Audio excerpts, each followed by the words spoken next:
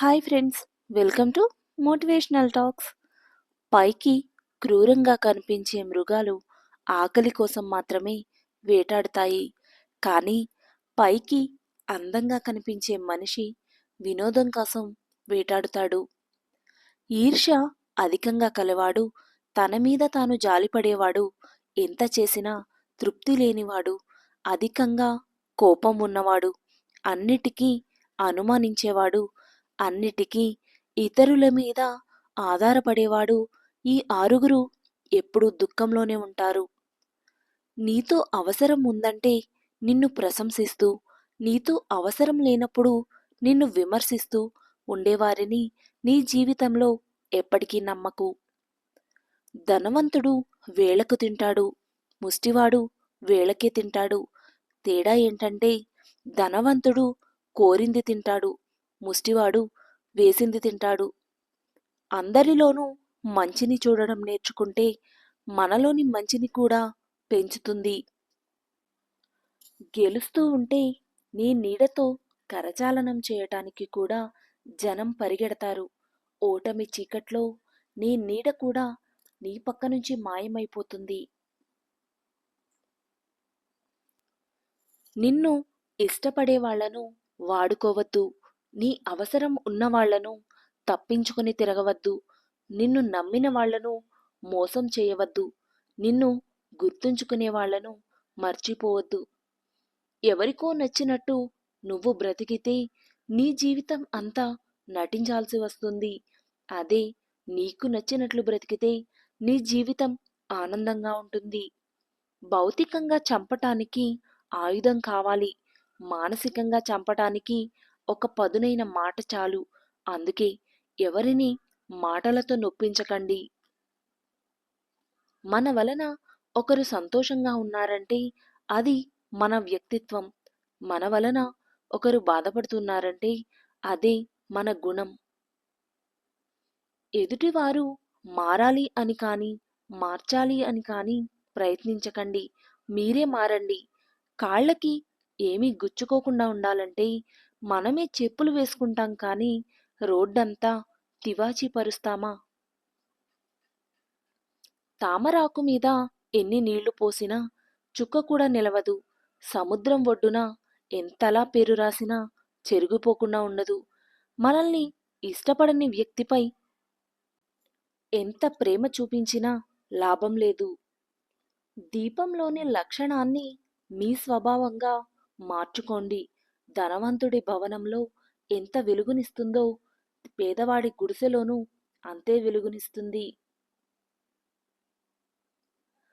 మైండ్ని, మనసుని బ్యాలెన్స్ చేయడం చాలా కష్టం. మనసు ఒక మార్గాన్ని చూపిస్తే మైండ్ ఇంకో మార్గాన్ని ఎంచుకుంటుంది. చదివే చదువులో సంతోషాన్ని పొందితే అదే జీవితంలో ఉన్నత శిఖరాలకు చేరుస్తుంది. వాస్తవాన్ని అంగీకరించలేని అహం ఒక నయం కాని రోగం. మంచి పుస్తకం, మంచి వ్యక్తి అంత తొందరగా అర్థం కారు, లోతుగా చదవాల్సిందే. ఒక సంవత్సరం పాటు బోధిస్తే ఎద్దు కూడా మర్మాలను తెలుసుకొని నడుచుకుంటుంది. కానీ 30 సంవత్సరాలు నేర్పినప్పటికీ మూర్ఖుడు తెలుసుకోలేడు. నీది కాని రోజు మౌనంగా ఉండు, నీదైన రోజు వినయంగా ఉండు. అప్పుడే నువ్వు జీవించిన కాలం విలువ పెరుగుతూ ఉంటుంది. ప్రతిరోజు, ప్రతి క్షణం పరిస్థితులు మారుతూ ఉంటాయి. దానిని అంచనా వేసినవాడే జీవితంలో విజయం సాధించగలుగుతాడు. భవిష్యత్తులో ఏం జరుగుతుందోనని ఎప్పుడు లెక్క పెట్టేవాడు దేనిని సాధించలేడు. సత్యమని, మంచిదని నీవు అర్థం చేసుకున్న దానిని తక్షణమే ఆచరించు. ఈ లోకంలో ప్రతి ఒక్కరికి తెలివితేటల మీద గర్వం ఉంటుంది. కానీ ఏ ఒక్కరికి తమలో ఉండే గర్వం తెలుసుకునే తెలివి ఉండదు. కోల్పోవడంలో ఉన్న బాధ తెలిసిన వారు ఇతరులను దోచుకోరు. ఇవ్వడంలో ఉన్న ఆనందం తెలిసిన వారు ఉన్నది దాచుకోరు. దూరం దూరంగా నాటిన మొక్కలు కూడా అవి పెరిగే కొద్దీ దగ్గరవుతాయి. కానీ మనుషులు పెరిగే కొద్దీ దూరమవుతున్నారు. జీవితం అనే పుస్తకంలో ఒక్కో పేజీ ఒక్కో అనుభవాన్ని నేర్పిస్తుంది. అందులో కొన్ని తీయనైన మధురానుభూతిని కలిగిస్తే మరికొన్ని చేదైన స్మృతులుగా మిగులుతాయి. ఏదేమైనప్పటికీ జీవితంలో మంచి, చెడు, సుఖం రెండూ ఉంటాయి. మంచితో కూడిన సుఖం అందరితో పంచుకోవాలి అనిపిస్తుంది. చెడుతో కూడిన దుఃఖం ఒంటరిగానే భరించాల్సి వస్తుంది. ఇదే జీవిత సత్యం. మూత మూసిన పాత్రలోకి ఎంత పోసినా పాలు లోపలికి వెళ్ళవు. అలాగే క్లోజ్ మైండ్లోకి జ్ఞానం వెళ్ళదు. ఎక్కువ కాలం జీవించాలి అనుకుంటే సగం తినండి, 2 రెట్లు నడవండి, 3 రెట్లు నవ్వండి, లెక్కలేనంత ప్రేమను పంచండి. మనిషి తనలోని శత్రుగణం పట్ల అప్రమత్తంగా ఉండకపోతే అన్ని విధాలా పతనం తప్పదు. మొదటి శత్రువు కోరిక. మనిషి కోరికలను అడ్డుకట్ట వేయకపోతే అతడి కొంప ముంచుతుంది. రెండో శత్రువు క్రోధం. ఇది యుక్త విచక్షణను నశింపచేస్తుంది. మూడో శత్రువు లోభం. లోభి డబ్బును తప్ప దేనిని ప్రేమించడు. నాలుగవ శత్రువు మోహం. తాను కోరేది ఎలాంటిదైనా అదే కావాలనిపిస్తుంది. ఐదవ శత్రువు మదం, అధికారం. డబ్బు వల్ల మనుషుల్లో మదం పెరుగుతుంది. ఆరవ శత్రువు అసూయ. ఎదుటివాడి పురోగతి కంటికి ఇంపుగా మారి వారిని పడదోయాలని చూడడం.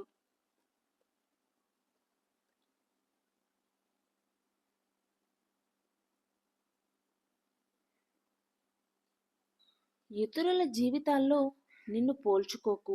నువ్వు వారిలా ఉంటే నీకంటూ సొంత జీవితం ఏముంటుంది? ఇతరుల నుంచి ఎంతైతే ఆశిస్తారో అవతలి వారు అంతకంటే ఎక్కువ ఆశిస్తారని మరువవద్దు. ఎదురు దెబ్బ తగిలినప్పుడు తొందరపడకు. కాసేపు ఆగి ఆలోచించు.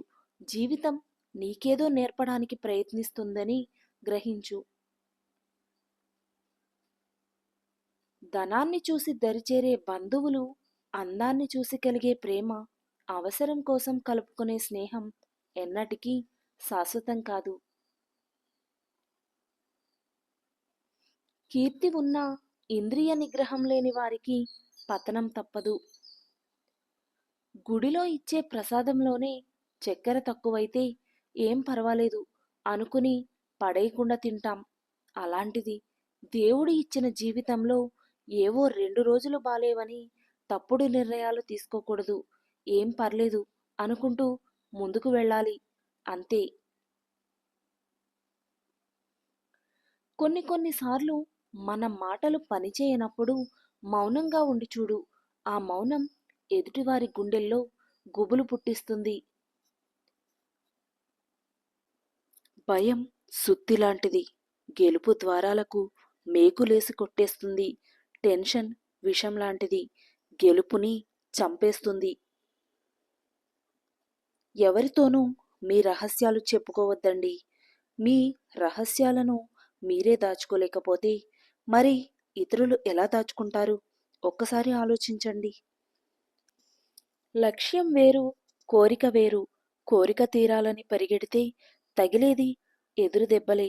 అదే లక్ష్యం నెరవేరాలని అడుగులు పడితే ఎదురొచ్చేది విజయాలే. మనిషి బ్రతకడానికి పెద్దగా ఖర్చు ఉండదు.